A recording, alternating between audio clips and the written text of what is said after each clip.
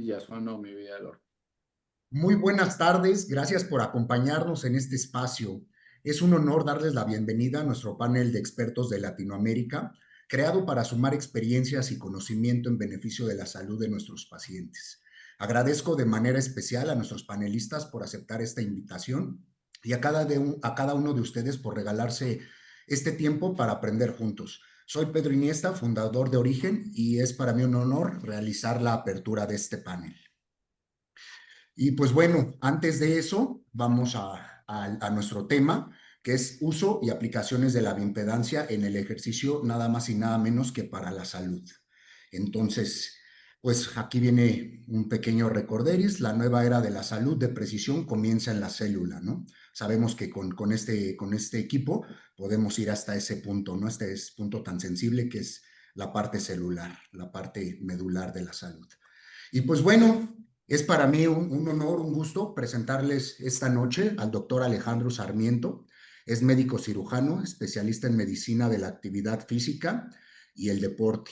Es líder científico de BodyTech Colombia. Aparte es docente universitario. También tenemos el gusto y el honor de contar con el doctor Leonardo Camargo. Él es licenciado en educación física, médico del deporte, especialista en entrenamiento personalizado con personas con enfermedades crónicas no transmisibles. Y mi buen amigo, el doctor Gildardo Uribe, especialista en bioimpedancia y máster en salud colectiva, doctorado en salud pública, contacto académico, científico y comercial de Aminogram para Latinoamérica. Es un gusto tenerlos por acá. Y pues bueno, le doy la palabra a Gildardo para comenzar con este interesante tema. Muchas gracias y buenas noches. Comenzamos. Bueno, muy buenas noches para todos. Gracias, Pedro, por la presentación, por estar pendiente y por hacer que esto sea posible con las ocupaciones que tenemos en estos días con viajes por toda América Latina. Ha sido complicado. Eh, Así que si no fuera por Pedro, este webinar casi que no hubiera sido posible y por su gente que está detrás de eso. Así que a todos los que hacen posible que estemos acá, muchísimas gracias. Agradecer especialmente un gran ser humano primero, a un gran profesional. Bueno, yo digo que es amigo, no muy cercano porque no tenemos la posibilidad de estar conversando, pero digamos que siempre que lo molesto está dispuesto a someterse a mis locuras. Así que muchas gracias, Alejo, por siempre estar ahí y bueno, por hacer parte de esta familia de Aminoran que tratamos de hacer crecer todos los días. Y bienvenido a Leonardo. Ambos son profesionales de BodyTech, son personas especializadas, trabajan con deporte, casi que esa es su pasión y su vida hoy en día. Lógicamente que tienen otras vidas, pero hacen del deporte y la bioimpedancia un elemento cotidiano de sus vidas. Creo que Dios nos hace y nos junta, porque nos volvimos apasionados de este asunto. Saludar a todas las personas que están conectadas. Veo aquí gente muy conocida. Saludos a Raimundo, saludos a Sergio, saludos a Víctor, a Sandra, saludos a Paula, Paula Reyes. Paula es directora de bienestar de la ciudad de un distrito de la Ciudad de México. Está haciendo investigación también con deportistas de alta competencia. Entonces podemos mirar qué podemos hacer en conjunto porque hay gente muy interesante. Pau, un placer tenerte por acá. Veo que está Luz Amparo Rusi, nutricionista de Bogotá. Me imagino que Alejo la conoce. Saludos, Luz. Bueno, a toda la gente conocida, César, y a toda la gente del seminario de bioimpedancia, bienvenidos. Vamos a trabajar hoy un tema muy importante y de mucha actualidad, porque hemos venido hablando de las diferencias de la actividad física, del ejercicio físico, del deporte de alto rendimiento. Y bueno, para entrar en materia, yo quisiera que empezáramos a hacer esa diferenciación. Empecemos con el doctor Leonardo. Doctor, ¿qué diferencia hay entre actividad física, ejercicio y deporte de alto rendimiento? Para después pasar a esta pregunta. Así que devuélvela, por favor, mi querido Pedro. Vale, pues bueno, muy buenas noches a todos, gracias por la invitación y la pregunta es muy pertinente, Gildardo, porque a veces algunas personas por desconocimiento logran cruzar los conceptos y pues son muy diferentes. En primer lugar, la actividad física debemos entenderla como todos aquellos movimientos del cuerpo humano que involucran el sistema músculo-esquelético, los huesos y los músculos, que generan un gasto de energía mayor que el que estar en reposo. Entonces, cuando uno está acostado durmiendo, el cuerpo está gastando la energía apenas para mantener el cerebro activo, para mantenerlo el corazón, los pulmones, y eso es lo que se conoce como la tasa metabólica basal o el gasto en reposo. Toda actividad que requiera un gasto adicional y que involucre los músculos, como lo decía previamente, es actividad física. Caminar, bajar, subir escaleras, ¿cierto? Es actividad física, pero también lo es el ejercicio, porque ¿qué pasa? El ejercicio es ese tipo de actividad física que tiene unas características especiales. Es estructurado, ¿cierto? Yo puedo salir a caminar por necesidad, saco a pasear al perro, pero eso no tiene una estructura y unos propósitos, digamos, relacionados con la salud, mientras que el ejercicio sí. Es estructurado, es planificado, ¿cierto? Se hace de manera regular y tiene como objetivo una mejora ya sea en la salud o una mejora en alguna capacidad o condición física.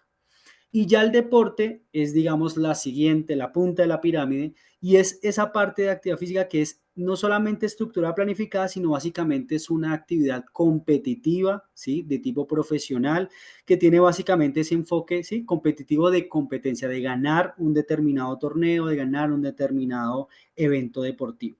Y el deporte pues tiene sus particularidades porque ya requiere un altísimo rendimiento físico y mental y pues ya requiere otro tipo de especificidades. Entonces ese es como el universo de la actividad física, donde de la actividad física hay una parte que es ese ejercicio estructurado y del ejercicio estructurado se deriva ya la competencia deportiva. Básicamente eso es como los tres mundos que vamos a tocar el día de hoy. Ok, doctor Alejandro, antes de pasar a la siguiente pregunta para arrancar con el tema de la bioimpedancia y haciendo este ejercicio de tratar de que la gente entienda conceptos básicos que a veces no manejamos, ¿cuál es la recomendación para que la gente entienda qué es hacer ejercicio moderado? Bueno, Gildardo, de antemano muchas gracias por el espacio, porque siento que tenemos que incursionar un poco más en la bioimpedancia para hacerlo más parte del quehacer diario dentro de los profesionales del área del entrenamiento, del ejercicio, de la salud. Y alineado a lo que tú dices de la intensidad moderada y un poco, digamos que complementario a lo que estaba contestando ahorita Leo, es, es que cuando nosotros queremos realmente identificar el beneficio que tiene una actividad, pues tenemos que conocer la intensidad de ella. Así como si vamos a hablar de un riesgo, ¿no? Es importante conocer la intensidad. Y muchas veces hablamos de una medición que son los METs, como ese equivalente metabólico, ese gasto energético relacionado con el mantenimiento exclusivamente, sin querer decir que sea poco importante, pero de esas funciones vitales a un rango en el cual empezamos a decir, venga, usted cuando supera este gasto energético puede hablar ya de que si está por encima de 1,5 de esos gastos, pues ya está realizando una actividad física y posterior a eso, utilizamos esta misma escala cuando nosotros queremos hablar de las intensidades como leves, moderadas o vigorosas o fuertes, entendiendo que generalmente nos hemos referido desde el punto de vista de equivalentes metabólicos a aquellas actividades que están entre 3 a 6 METs, es decir, 3 veces el gasto energético que tenemos en reposo hasta 6 veces ese gasto energético. Y ahí hay diferentes ejemplos y digamos que podríamos entrar también hasta en discusión, porque uno puede pensar en una caminata qué tan fuerte puede llegar a ser, pero todos hemos vivido que en algún momento en el afán y teniendo que correr antes de que funcionáramos a través del internet, tocaba correr para llegar al banco antes de que se cerrara, pues íbamos en una actividad que era moderada, ¿no? Tal vez alguien vigoroso, pero yo diría que en general esa caminata con afán, que lo hace a uno sentir que se aumenta un poco la temperatura, que se alcanza a sentir una leve sudoración, pues estamos haciendo una actividad moderada. Pero así como pongo este ejemplo que de pronto es medio jocoso, pues hay actividades en la casa que a veces uno ha considerado que no son relevantes, pero que el esfuerzo físico de algunos oficios, como por ejemplo trapear, pues puede llegar a ser una intensidad moderada. Y pues ya hay actividades propias relacionadas con el ejercicio, con el deporte, como estaba hablando el doctor Leonardo, que uno ya dice, ah, bueno, son claramente intensidades moderadas. Entonces, cuando yo tengo un trote, no estoy hablando de una carrera, sino un trote, en una velocidad que obviamente depende de la técnica, de la estatura, de la zancada, etcétera, pero generalmente en unas velocidades que van entre 6 y 9 kilómetros por hora, uno puede estar pensando que estoy haciendo una intensidad moderada. Claramente, si yo tengo un exceso de peso, pues no es lo mismo correr a 8 kilómetros para una persona delgada, longilínea, ectomórfica, versus para una persona que tenga un exceso de peso. Y vuelvo, insisto, a la parte técnica, pero pues existen consensos que nos ayudan a establecer, y ahorita el último consenso, pues es bastante amplio en medir todas esas actividades que son de intensidad moderada. Entonces, montar a bicicleta a una velocidad que va entre 12 y 15 kilómetros por hora, pues puede ser una intensidad moderada. Digamos que para dar algunos de estos ejemplos que son fáciles de implementar en la vida diaria. Pero si nosotros nos quisiéramos, y como último punto, basar tal vez en escalas más sencillas, pues uno se puede dar cuenta de la intensidad del ejercicio según la facilidad con la que puede hablar. Por eso existen escalas que asocian la respiración o la facilidad del habla con la intensidad del ejercicio. Si yo hablo como estoy acá en este momento en el cual no tengo que tomar aire para suspender la idea o la frase, pues estoy en una intensidad leve. Cuando yo no alcanzo a completar la frase y debo tomar aire intermedio en la frase que estoy exponiendo, pues podríamos hablar de una intensidad moderada. Y si yo realmente alcanzo a decir muy pocas palabras o de pronto ni siquiera una palabra completa, pues estoy en una intensidad vigorosa. Y es algo que me parece que es muy práctico para que todos utilicemos en la vida diaria y obviamente con nuestros pacientes. Gracias, Alejo. Pedro, ¿qué tan importante es el descanso para el ejercicio? Pues híjole, es nada más y nada menos que yo creo que es algo muy, muy valioso y es algo que está muy subestimado, ya que sabemos que en el descanso pues es donde el cuerpo tiene la oportunidad de recuperarse de todo el estrés que le impusimos tanto a nivel físico como mental. ¿Por qué? Porque cuando tenemos un sueño reparador, un sueño profundo, generamos un mayor pool hormonal, ¿no? Testosterona, que es la hormona de la fuerza, la masa muscular, la sexualidad, hormona de crecimiento, que es la hormona antienvejecimiento, antiinflamatoria, neurotrofinas, factor neurotrófico derivado del cerebro. En fin, el cuerpo sufre un reset a nivel hormonal cuando estamos descansando y es justamente uno de los grandes retos que muchas veces caemos en sobreentrenamiento justamente por no tener un descanso reparador. Entonces eso es importante para el tema de implementar los protocolos de entrenamiento, ¿no? Yo, aparte de las dos intervenciones de los doctores, yo agregaría el tema genético, también ver las potencialidades y las áreas de oportunidad de la persona antes de ponerle el programa de ejercicio. Después, la parte actual, que es todo lo que es su información que nos puede entregar el equipo, que es todas sus medidas, ¿no? Índice de masa corporal, No, su no se me distribución. adelante, doctor, no se me adelante, doctor, todavía no llegamos al tema de la bioimpedancia, por favor. Pero bueno, eso en estricto sentido, en el tema del descanso, pues es donde el cuerpo tiene la oportunidad de recuperarse de todo el estrés, ¿no? Ya que en condiciones naturales, ya para la mañana ya empezamos a generar cortisoles de ya activa testosterona, pues porque como especie tenemos que tener esos diferentes pues, manejos hormonales, ¿no? Entonces, durante la noche, mayor producción de melatonina también nos va a beneficiar a todos estos procesos. Eso es muy importante y las preguntas son básicas porque es las cosas que más veo cuando estoy en los congresos de médicos, de nutricionistas, de educadores físicos, es que tenemos una discusión todavía a estas alturas de qué es actividad moderada y si hay que descansar o no. Y creo que es importante que todos los que nos están escuchando entiendan la importancia del descanso, de hacer un ejercicio moderado que realmente active y hacer la diferenciación entre actividad física, ejercicio y deporte. Eh, Vamos a arrancar ahora sí en propiedad con bioimpedancia y quisiera arrancar con Alejandro con la primera pregunta. Ahora sí, mi querido Pedro. Mi mamá, mi abuelita antes de morir me decía, mi hijo no tire que me descobija. Así que con, con despacio vamos bien. Hombre, primero antes de arrancar con esto, yo quisiera que Alejandro, que tiene un poco más de experiencia que los dos compañeros, pues, sé que han venido usando bioimpedancia, pero Alejo lleva usando bioimpedancia yo creo que 6, 7 años ya. En ese orden de idea, ¿por qué escogieron, Alejo, bioimpedancia en el manejo de la actividad física para la salud?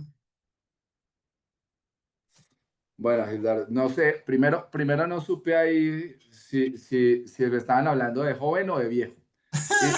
¿Y por qué? Porque claro, no, el que lleva más experiencia y yo dije, no, pues las canas ahí ganan, eso sí, claramente. Y, y no por contar de mí, pero pues yo llevo en Bodytech 19 años y un poquito más. Y realmente desde que ingresé a Bodytech, nosotros hemos trabajado con bioimpedancia. ¿Qué es lo que ocurre? Que me atrevería a decir que solamente hemos aprovechado la bioimpedancia en los últimos 9. Antes era un dispositivo exclusivamente y estaba ubicado en el consultorio de nutrición. Nadie lo tocaba, nadie lo miraba y nadie sabía qué pasaba. Pero además con un agravante, y es que la nutricionista lo subutilizaba. ¿Sí? Entonces, muy complejo desde allá.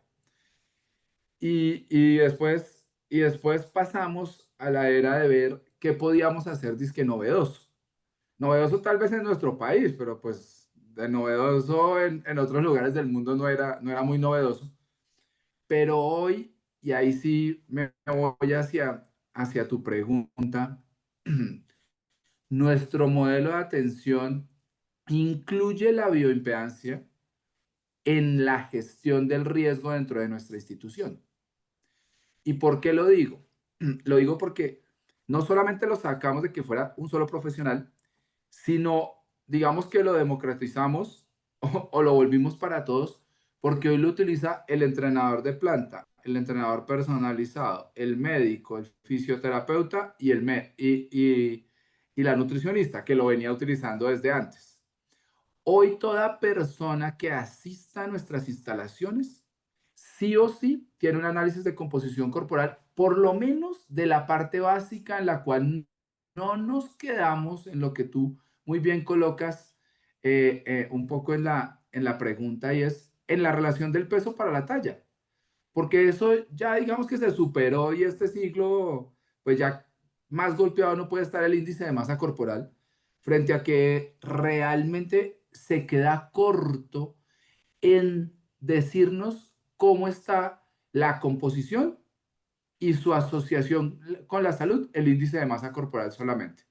¿Y por qué lo digo de esa forma? Pues porque tenemos, y pongo 3 ejemplos muy sencillos, podemos tener una persona ectomórfica, longilínea, delgada, con un índice de masa corporal bajo, pero realmente uno dice, ay, sí, es que él es flaquito y ya todo el mundo se queda con ese concepto, pero cuando uno ve que es una persona de estas características tiene un porcentaje graso alto y su masa muscular es baja, es decir, que su bajo peso de expensas de masa muscular, su riesgo cardiometabólico se volvió alto y nadie piensa en el delgado como ese riesgo. Y eso es uno de los primeros ejemplos porque tocó romper el paradigma dentro de la institución en la cual no le daba importancia al delgado. Después, un segundo ejemplo es coger todos los que están o estamos en el índice de masa corporal de 18.5 a 24.9 y todos creen que somos normales y estamos perfectos. Y un instrumento que es rápido y que es muy confiable es la utilización de la bioimpedancia. Porque alguien podría decir, ay, agréguele el perímetro abdominal y lo hacemos dentro de la consulta. Pero el entrenador hoy, con esa relación no solamente del índice de masa corporal, sino del análisis del porcentaje graso del porcentaje muscular, sin ir a mayor profundidad, ya nos está dando esa clasificación, está diciendo, usted es de peso normal, pero tiene un riesgo moderado porque está disminuido su porcentaje muscular o porque está elevado su porcentaje graso. Y como último ejemplo puedo dar las personas que están en sobrepeso, que siempre quedan ahí ya marcadas y con ese sello que tienen ese exceso de peso. Y cuando uno va y ve su exceso de peso, esas expensas de masa muscular y tienen menor riesgo que el que estaba delgado o el que estaba en un peso normal. Entonces, en ese orden de ideas, lo que hemos hecho en estos 9 años es romper ese pensamiento de que solamente nos debemos quedar con el índice de masa corporal, entender que la bioimpedanciometría con ciertos elementos ya nos estaba dando una información muy importante en el cuidado de la salud y ahora estamos avanzando en otros elementos que nos dicen desde la célula qué tan saludable estamos. Pero frente a tu pregunta, lo que yo quisiera que nos quedara en la mente es que hoy no puede existir una intervención, un análisis, una clasificación de riesgo sin ser complementaria a una bioimpedancia a nuestro quehacer médico. Eso yo creo que lo voy a recortar, mi querido Alejandro, y lo voy a poner en las redes sociales, ese pedacito más. Doctor, para que profundicemos un poquito en esta pregunta, concreta eso que está diciendo Alejandro, que nos dice que vamos más allá del índice de masa corporal. ¿Qué es lo que aporta la bioimpedancia de distinto cuando lo hacemos en el marco de la actividad física o el ejercicio para la salud? ¿Qué datos son tan relevantes? Bueno, pues los datos son diversos. En primer lugar, y lo que más se conoce, pues son básicamente los datos de composición corporal en términos del porcentaje de masa muscular, el porcentaje de grasa. Digamos que es de sobra conocido, creo yo, por la mayoría de los asistentes, pero recordemos que justamente la obesidad se considera una adiposopatía, ¿sí? Básicamente es una enfermedad secundaria a la acumulación de tejido graso.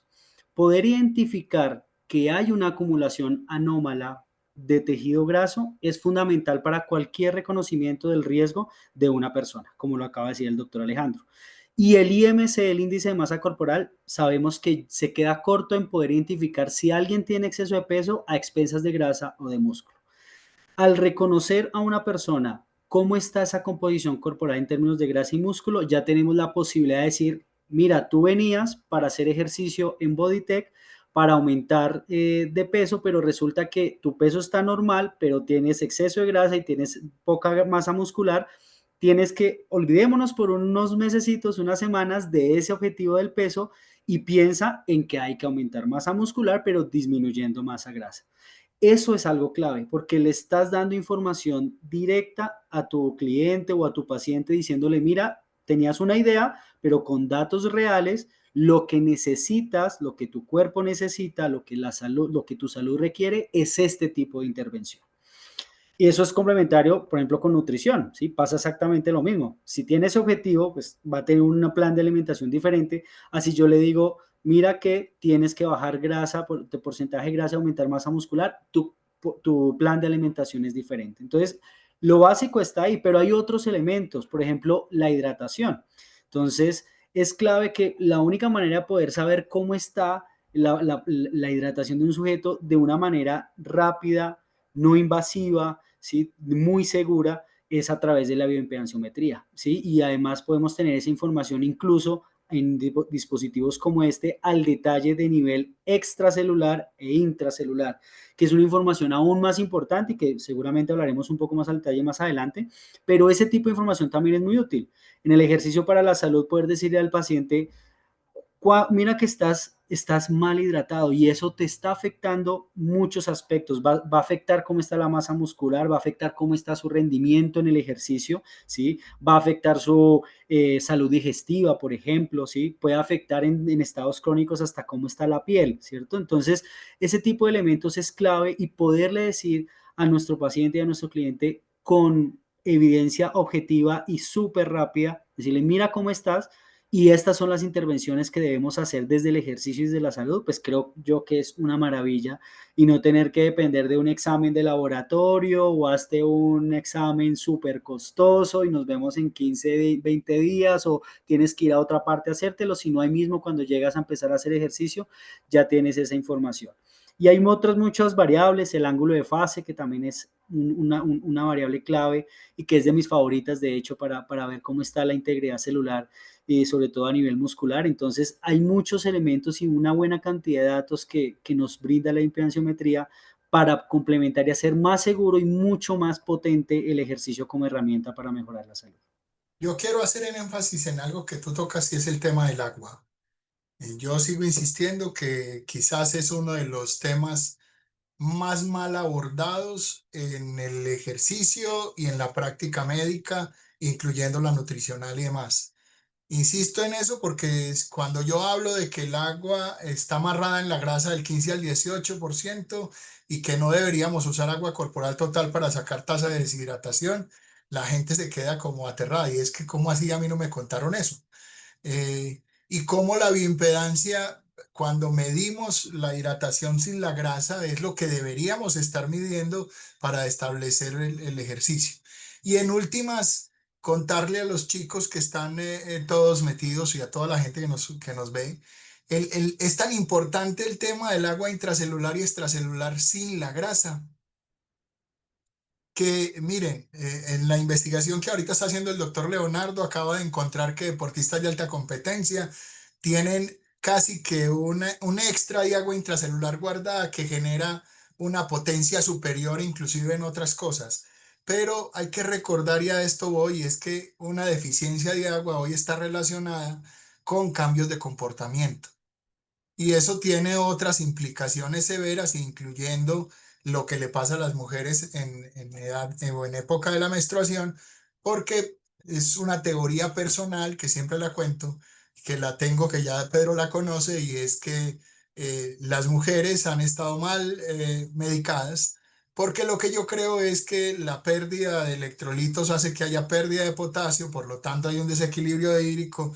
El desequilibrio hídrico es el que genera cambios hormonales y cambios endocrinos y no al revés. Y eso implica que podríamos haber hecho todo esto mucho más sencillo, con menos dinero para las mujeres y con menos carga hormonal. Nos van a odiar después de esto las chicas. Para seguir con el tema, Pedro, yo quisiera que hiciéramos un énfasis rápido para cerrar este tema de la información, porque no creo que avancemos más de 2 preguntas porque esto nos llevaría toda la noche. Pero es básicamente cómo podemos medir el impacto de eso que están hablando Alejandro y Leonardo con el ángulo de fase y el IR. O sea, ¿cómo lo usas tú para medir el impacto de las metas que tú te pones con tu paciente y cómo lo haces? Ok, pues mira, a mí de entrada el ángulo de fase pues es un marcador de integridad de la célula, de la membrana celular. Entonces, si yo veo que ese marcador, cuando yo voy generando las intervenciones, va subiendo y por caso contrario el IR va disminuyendo, quiere decir que estoy en un buen proceso. Pero si por el contrario el ángulo de fase disminuye y el IR aumenta, quiere decir que posiblemente esté cayendo en sobreentrenamiento o que posiblemente el individuo no se esté hidratando adecuadamente, o que tal vez su metabolismo basal, ¿no? Sus necesidades energéticas. Acá tenemos un dicho, ¿no? México es un país bien alimentado, pero mal nutrido. Entonces, antes de yo poner las intervenciones de entrenamiento, me tengo que asegurar de que la persona tenga las condiciones adecuadas, ¿no?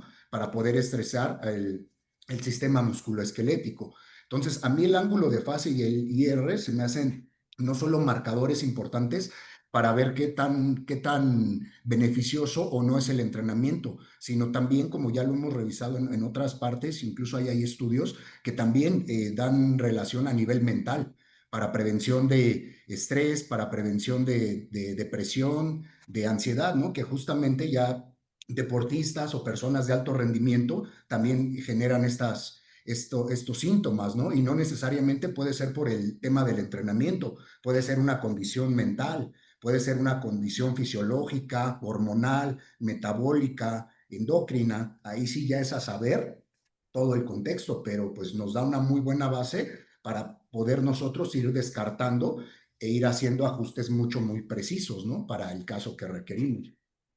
Gracias, Pedro. Yo quisiera hacer otra claridad. Vea, esto es tan, a veces dicen que hacemos magia, Alejo.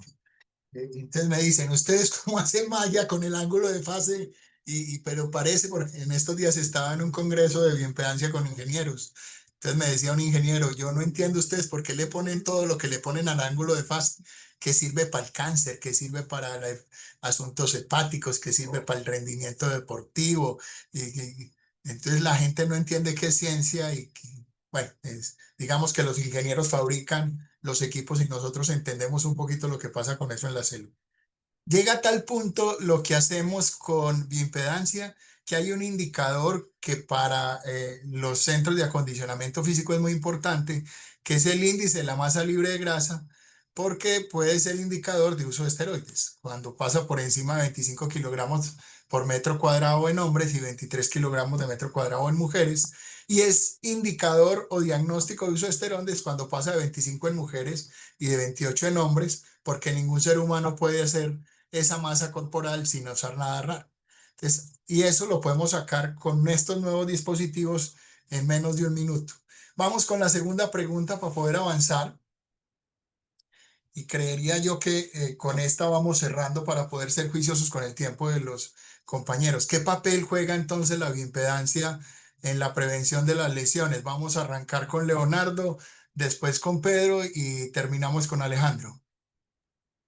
Bueno, la bioimpedancia tiene, digamos, distintos elementos clave en la prevención de lesiones. Uno de ellos es justamente, como decía Pedro, el ángulo de fase como un indicador de la integridad de la membrana celular. Cuando los músculos se ven expuestos a una carga elevada y constante de entrenamiento, los miocitos, que son las células musculares, van a empezar a perder esa integridad celular. El ángulo de fase puede empezar a disminuir cuando un músculo, por ejemplo, o la musculatura en general, tiene un déficit o una pérdida del ángulo de fase. De hecho, hay estudios que muestran bioimpedanciometría segmentaria y están correlacionando hallazgos ecográficos con el ángulo de fase segmentario, digamos un músculo, por ejemplo, el recto femoral, muy común, o alguno de los músculos isquiotibiales, empiezan a encontrar que hay unas evidencias ecográficas de lesión muscular, ¿cierto? De lesiones musculares grado 1, grado 2 y en ángulos de fase disminuidos. Y cuando empiezan a hacer el proceso de recuperación, van viendo que ecográficamente está la recuperación muscular y el ángulo de fase, mágicamente, como dice Gildardo, empieza a aumentar. ¿Sí? Entonces, el ángulo de fase puede ser un indicador y cuando lo correlaciono con las cargas de entrenamiento, cuando lo correlaciono con la percepción del estado del sujeto, cuando lo correlaciono con cuestionarios de bienestar de cómo está amaneciendo, cómo amanece en las mañanas, si el sueño es reparador o no, cómo sintió la sesión de entrenamiento, me sirve para irme llenando razones de aquí puede haber un riesgo de lesión. Entonces sí es importante esos elementos porque son clave y a veces olvidamos que tenemos esas herramientas a mano para poder hacer ese tipo de seguimientos. El ángulo de fase segmentario me parece clave porque realmente es una estrategia que hasta ahora se está empezando a hablar. Realmente los artículos que hablan de esto no son muy antiguos que digamos y se están empezando a correlacionar y creo que es de mucha utilidad poderlo tener en ese punto. Y lo mismo con la optimización del ejercicio, pues digamos que hay mil cosas que podremos hacer desde el punto de vista de hidratación, del ángulo de fase, de la masa del porcentaje de masa muscular, de la masa muscular apendicular, por ejemplo, porque eso también, la segmentación de la masa muscular también es clave, por ejemplo, en el alto rendimiento en el deporte, cuando yo requiero tener una masa muscular óptima en ciertos segmentos corporales por los gestos deportivos y poder hacer seguimiento de que estoy aumentando la masa muscular donde debe aumentar, eso también es clave. Entonces, creo que hay unos usos muy interesantes que podemos tener de la bioimpedanciometría sobre estos temas. Yo quisiera hacer énfasis en algo más que énfasis, es poner digamos, un doble clic sobre algo que decías, y esos temas segmentales. Si bien es cierto, se está hablando mucho de la segmentación de la masa corporal a través de la bioimpedancia, yo les insisto también a los chicos con los que estamos haciendo el seminario y en todas partes, que la evidencia científica dice dos cosas relacionadas con la segmentación. Primero, que tienes que tener cables en el segmento. Si yo no tengo los cables en el segmento, pues yo no puedo hacer segmentar. Entonces, decir que yo tengo un equipo que tiene 8 electrodos, 2 en una mano, 2 en el pie y 2 en la otra mano y 2 en el pie, y decir que estoy sacando ángulo de fase segmental y demás, realmente no es verdad. Eso es lo primero. Y lo segundo, que tenemos un problema técnico severo, y es que no hay protocolos estandarizados para saber a dónde vamos a poner los electrodos. Entonces, de entrada, pensar que ese segmento me tiene el ángulo de fase que únicamente lo calculo con bioimpedancia, si yo no tengo protocolos, ¿qué tan serio es?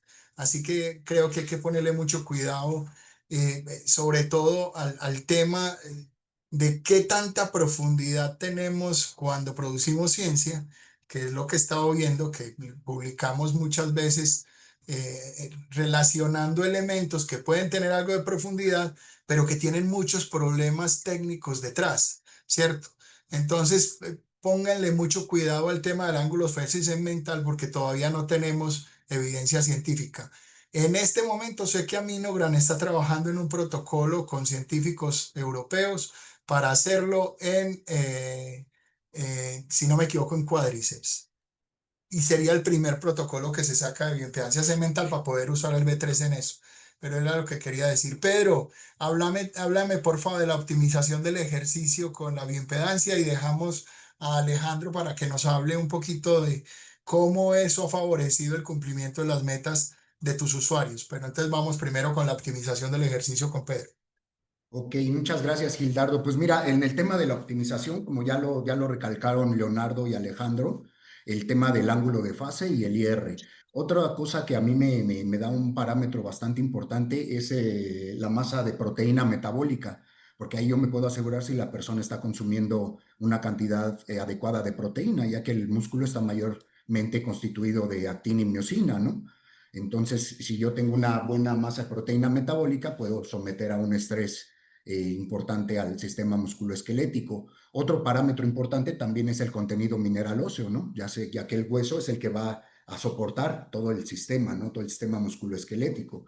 Entonces, para la optimización del ejercicio, esos tres factores, el contenido mineral óseo, aparte de la proteína de masa metabólica y la masa celular activa, porque ahí me doy cuenta en punto actual dónde está la persona, porque recordemos que hay un principio de desuso, ¿no? Si la persona no ha entrenado, si la persona ha estado entrenando constantemente o está sobreentrenado. Entonces también ahí el tema de la masa celular activa me dice qué tan activa es la persona y para tener esos puntos de referencia yo partir hacia pues las metas, ¿no? En este caso, lo que yo quiero hacer, que siempre buscamos bajar porcentaje de grasa y generar o mantener masa muscular, ¿no? Ya que la masa muscular, si es contráctil, es una maquinaria molecular importantísima y la masa grasa pues, solo inflama, ¿no? Entonces, por esa parte es la importancia del equipo, ¿no? Y la optimización en cuanto al ejercicio, porque lo que haces en estricto sentido, pues es generar desinflamación con el tema del ejercicio de fuerza, de resistencias, ¿no? Que es bien documentado, que ayuda a no solamente bajar peso, sino bajar inflamación, bajar grasa, ¿no? Ya que se gasta más metabólicamente manteniendo el músculo que la grasa. Entonces siempre esa es la propuesta, ¿no? Mantener o generar masa muscular y bajarlo mayormente el tejido adiposo, la inflamación. Y la otra, lo que han tocado muy importante, el tema del agua, ¿no? Tanto intracelular como extracelular, ya que sabemos que está referenciado en temas fisiológicos, hormonales, metabólicos y demás. Gracias. Solamente una cosita que quisiera antes de preguntarte el cumplimiento de las metas, Alejo, y está relacionado, ustedes, para los tres de manera rápida, empezando por Alejandro, ¿ustedes creen que la bioimpedancia refleja el ejercicio de la dieta o no? Es complementario. Sí, señor. Leonardo, ¿qué piensa? Sí, sí, sí, totalmente de acuerdo. Sí, señor. ¿Y por qué se los pregunto? Yo ya vi que Pedro estaba haciendo que sí, pero Pedro, por favor, diga que sí. Sí, sí, sí, no, totalmente de acuerdo, porque ahora sí que va junto, ¿no? No podemos tener una buena recomposición corporal o una buena salud si no hay una buena alimentación, ¿no? Una No, buena... me refería era si a la bioimpedancia refleja los asuntos dietarios. Sí. Miren, y se los digo porque ahorita terminando el tema del doctorado, encontré que, por ejemplo, la proteína metabólica tiene relación directa con el consumo de pescado azul, carnes magras y huevo. Y el contenido mineral óseo tiene relación con consumo de leche y huevo.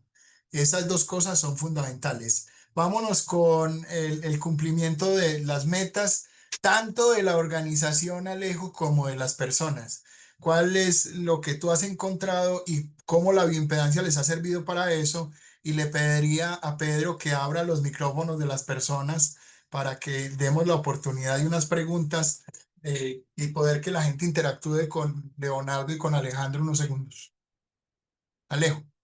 Bueno, pues lo primero es que si uno participa en prevención de lesiones y uno optimiza el ejercicio, pues ya está cumpliendo la meta.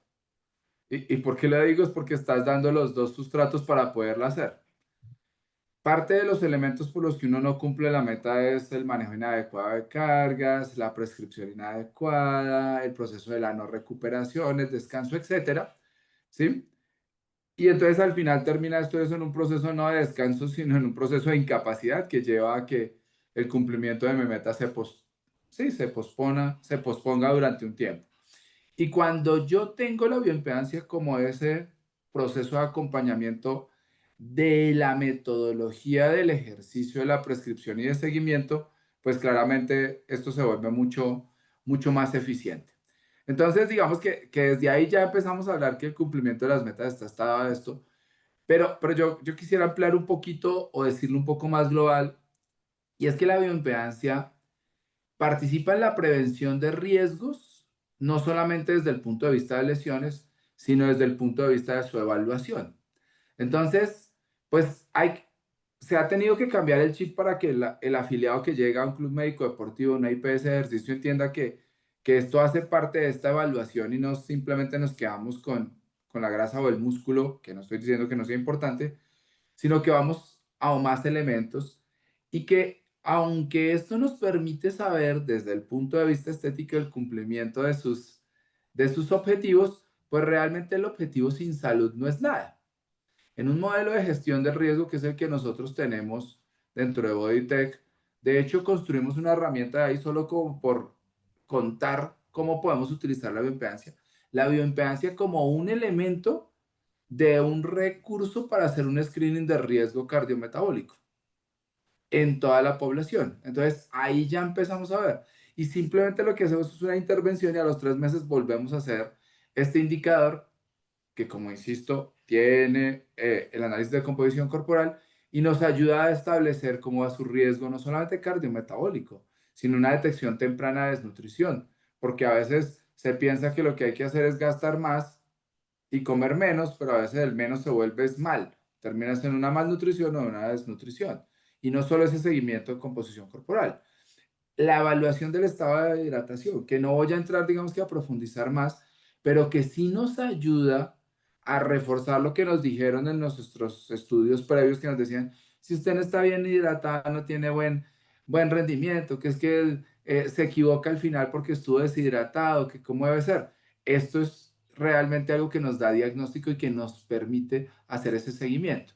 Y si adicional a eso pensamos en que es un instrumento que es no invasivo, que no se siente nada, que es rápido en su ejecución, es decir, que es muy corto la intervención, que tiene una buena fiabilidad, una buena reproducibilidad, siempre y cuando, bueno, pues lo hagamos de la forma que es adecuada, pues al final vamos a poder dar de forma objetiva una muestra confiable a nuestros afiliados de que se está cumpliendo. Y no quedarnos solamente con el peso y entonces, ay, yo sí estoy cumpliendo. No, usted pesa lo mismo, pero aumentó su grasa, disminuyó su grasa, aumentó su músculo y además hoy se hidrata mejor y tiene un porcentaje de hidratación mejor. Y esto lo podemos ver en que usted además es más ágil, tiene mejor velocidad de reacción, está más atento, más concentrado. Pues claramente se ha hecho más amplio la presentación y la demostración del cumplimiento de las metas con nuestros afiliados. Extraordinario. Sí tenemos la posibilidad de que los asistentes le hagan pregunta a Alejandro, a Leonardo o Pedro, o que nos lo hagan por vía chat.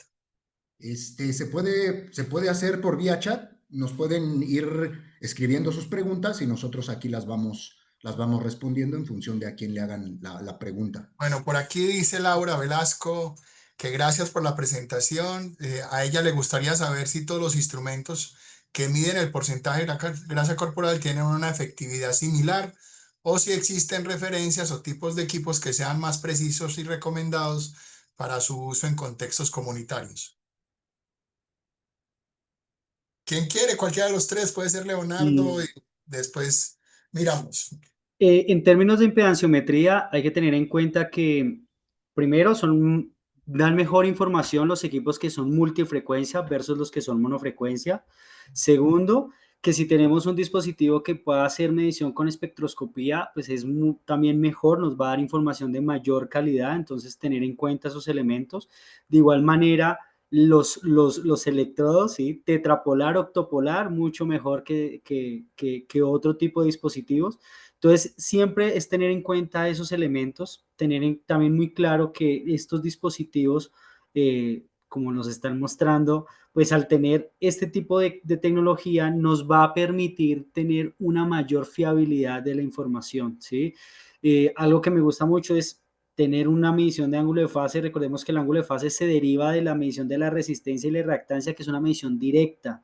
No es una asunción de la aplicación de un algoritmo, sino es una medición directa, y eso es algo que también me gusta mucho de un equipo que me logre decir cuál es el ángulo de fase, porque está haciendo una medición directa y me está dando un valor que no es una suposición, ¿cierto? Sino es realmente algo que está medido directamente en el cuerpo. Entonces, eso puede ser mucho más útil que estos dispositivos pues que no tienen estas características. Alejo, yo quisiera que hicieras énfasis sobre, si te acuerdas, si no me puedes decir, el tema de la grasa en las personas, haciendo énfasis al algoritmo del 73,3. Pues ahí yo antes de eso quisiera hacer una apreciación. ¿Y cuál es mi apreciación? Y me excuso si de pronto voy a hablar de marcas, pero creo que es relevante por la pregunta que hace Laura, ¿sí? Y lo del 73.3 usted me ayuda. Vale. Pero quiero acá, porque quiero hablar un poquito de marcas, para que de pronto no les pase lo que me pasó a mí, ¿sí? ¿Y qué me pasó a mí? O tal vez en la institución. Hoy todavía hay colaboradores que dentro de nuestra institución dicen, ¿y a quién le vamos a hacer la tanita? ¿Y por qué lo pongo sobre la mesa? Lo pongo sobre la mesa porque nuestro primer dispositivo, si era marca Tanita, es verdad, pero hubo gente que se quedó con la marca y no con qué es lo que hace el de equipo. Entonces, hoy tenemos equipos que tal vez ustedes sean de los que han escuchado y además que tienen algo de reconocimiento, porque hoy pues una báscula con bioimpedancia se consigue por $20 y además viene con aplicación para que uno vea los datos en el celular y todas Con traen ahí grasa y el... con grasa visceral. No, no, además con grasa visceral, sí. No, una cosa loca. Pero hacia donde voy es que tal vez hay marcas que en la historia han tenido mayor reconocimiento, como lo fue el Tanita, ¿cierto? Como lo fue Seca, como lo es todavía, por ejemplo, InBody, como lo es Omrun, como lo es Biodi. ¿Sí? Nombro esas 5 que es un poco con las que hemos llegado a tener experiencia en nuestra institución en estos años. Y acá hay algo que es importante, y es que cuando nosotros vayamos a escoger un equipo, aparte de lo técnico que ya lo explicó Leo, y no me entro ahí, es miremos la clasificación del dispositivo. Hoy los dispositivos, así como hablamos de pruebas médicas, etcétera, se clasifican según la utilidad en las diferentes condiciones de salud de un individuo. Y eso nos da confianza para saber que si yo cojo una persona con una insuficiencia renal, la medición puede ser o no confiable. Pues posiblemente si me suban una AMRO, no, posiblemente no, no lo suban una AMRO porque usted lo que va a tener aquí es puros sesos, ¿sí? Empecemos que estos equipos no son de alto tráfico, entonces ya también tiene otro sesgo, ¿sí? Que son equipos y eso, en lo básico, tal vez te duren año y medio y no más de eso. Entonces ahí ya vamos eliminando. Si hablamos de Tanita, pues Tanita tuvo su época, pero fue un desarrollo específico hacia exclusivamente grasa, músculo y peso. O sea, no entraron a profundizar allá. Y pues triste por la marca, pero se quedaron atrás. ¿Sí? Y nos quedamos entonces aquí como digamos que los primeros 3 puestos ahí como en una final, ¿cierto? Hablando un poco de InBody, Biodi y Seca. Pues desafortunadamente, cuando yo no sigo innovando y no sigo profundizando y me quedo con el hecho de que InBody, claro, lo utilizó la NASA y entonces se quedaron con que como lo usó la NASA una vez, entonces me quedé con el nombre y no seguí investigando, pues me quedo corto. Independientemente de que los 3 dispositivos los podemos catalogar como 2A y que son confiables, ¿sí? Realmente, desde el punto de vista de nuestra experiencia en nuestra institución, yo le haría más propaganda a Seca y a Biodi. Y después de ver ya el Expert 3 y las cosas que estamos profundizando con este tipo de dispositivos, pues me quedo con el BIODI. Y lo digo por precio, ¿sí? Porque yo manejo el presupuesto, entonces lo tengo claro para poderlo construir, ¿sí? Entonces lo digo por precio, lo digo por confiabilidad y lo digo por practicidad. Entonces quería meterme más como por ese lado y me excuso, pero era como para profundizar en la pregunta, Laura, y muchas gracias. Pero voy a recoger algo que tú dices, que además de eso creo que es muy importante, mire. Si es para salud pública y para trabajo comunitario, es imposible llevar un SECA al trabajo comunitario. Es así de sencillo. Ya de entrada lo que necesitas es un equipo portátil que además de eso sea de alta capacidad, que además de eso te entregue la mayor cantidad de datos posible. Les voy a contar una infidencia. En Panamá estamos tratando desde hace más de 7 años de construir una cosa que llamamos Plan País, que es que todo la caja del Seguro Social, todos los hospitales y demás tengan el equipo de impedanciometría para poder trabajar y hacer un observatorio panameño de bioimpedancia, que estaría ligado al observatorio latinoamericano en el que lógicamente pues vamos a invitar a la empresa para que esté. Entonces, Laura, creo que la respuesta va por ahí. No sé si Pedro quiere hacer algún comentario y darle la posibilidad a otra pregunta mientras que Pedro contesta. No, no, no, bastante bien. Yo solo agregaría también un dato importantísimo que es el contenido mineral óseo, ¿no? Que tiene una proximidad de un 96% con una densitometría. Entonces también es un valor que me agrega que no tienen otras bioimpedancias, ¿no? Para saber el riesgo o la predisposición que tiene la persona. Entonces también no solamente es una herramienta reactiva, sino también preventiva en cuanto a lo que es la inflamación, en cuanto a lo que es el riesgo metabólico, el riesgo cardiovascular, ¿no? Todo lo que conocemos como inflamación de bajo grado, ¿no? Entonces también eso es algo importante que resaltar. Igual lo que les comentaba, el tema de la masa celular activa y la masa proteica, ¿no? También eso es importante que otros equipos no entregan, ¿no? Y que a mí me da pues mayor información para poder pues hacer los programas más precisos, ¿no? Porque estamos en la era de la precisión y de la personalización. Bueno, chicos, para no dejarlo del 73.3 antes de darles la palabra, es básicamente que la gran mayoría de dispositivos que existen en el mercado tienen calculan la grasa con una hidratación de la masa magra al 73.3.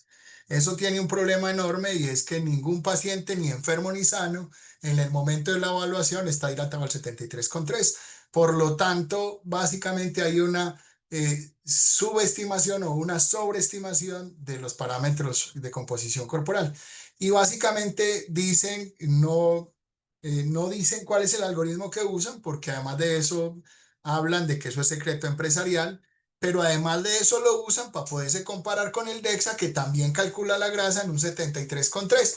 Por lo tanto, yo les diría, y lo dejo ahí como una pregunta, ¿el DEXA realmente es gol estándar de masa grasa y es gol estándar de masa muscular, cuando la masa muscular es agua, minerales y proteínas? Y si yo no mido el agua, ¿cómo mido la masa muscular? Así que ahí les dejo eso.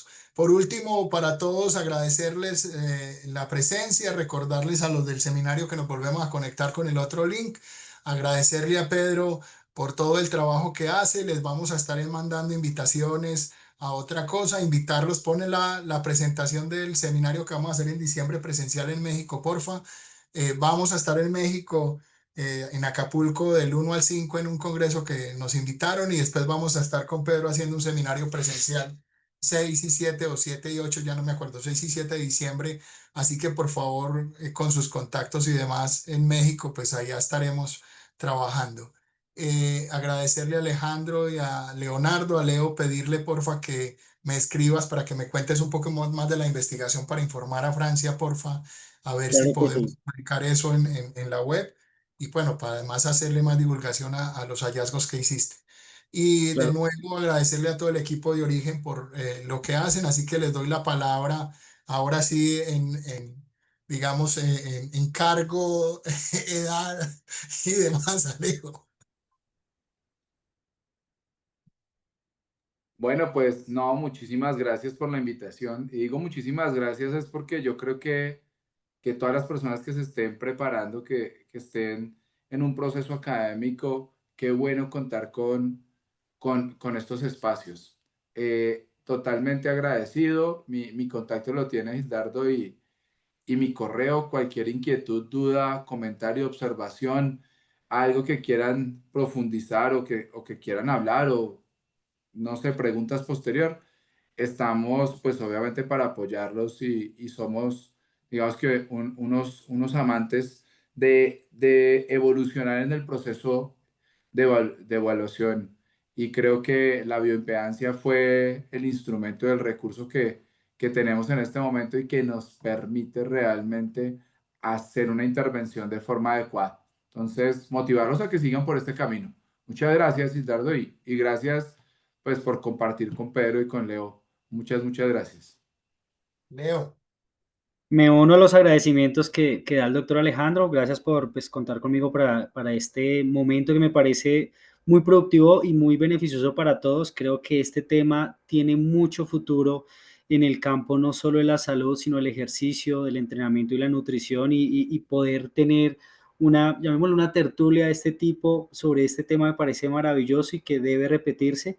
Nuevamente agradecido y pues nada, creo que serán el primero de muchos encuentros más para poder seguir dando a conocer esta tecnología y seguir promoviendo el conocimiento alrededor de la bioimpensometría, que realmente creo que es una herramienta muy útil para entrenadores, médicos, fisioterapeutas, entrenadores. Realmente creo que tenemos una herramienta que está subutilizada y que debemos aprovecharla mucho más para generar intervenciones en salud y en ejercicio mucho más productivas. De verdad, gracias a todos y pues a todos los que se conectaron también un abrazo.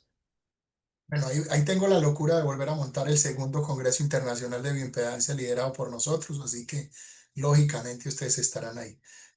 Pedro, ya te doy la palabra para que despidas el webinar, agradecerles de nuevo a todo el mundo y bueno, nos vemos el próximo mes. Un abrazo para todos, muchísimas gracias.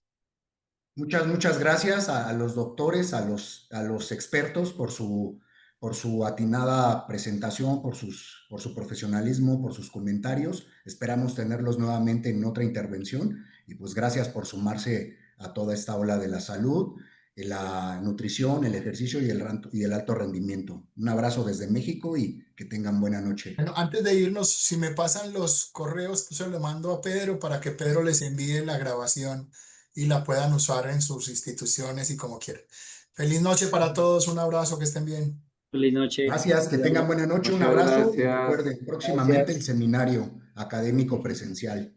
Los esperamos Bueno, y estamos pendientes de sus comentarios. Buena noche y hasta entonces. muchas gracias. Hasta Gracias, luego. hasta luego.